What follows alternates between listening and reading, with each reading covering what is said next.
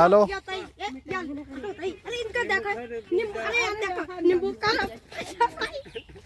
Hello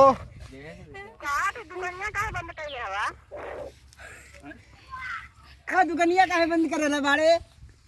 hello दुकानिया तो खुलल बाटे, विरोध के बंद हो गइल बा। अरे खुलल बाटे, खुलल बाटे, खुलल।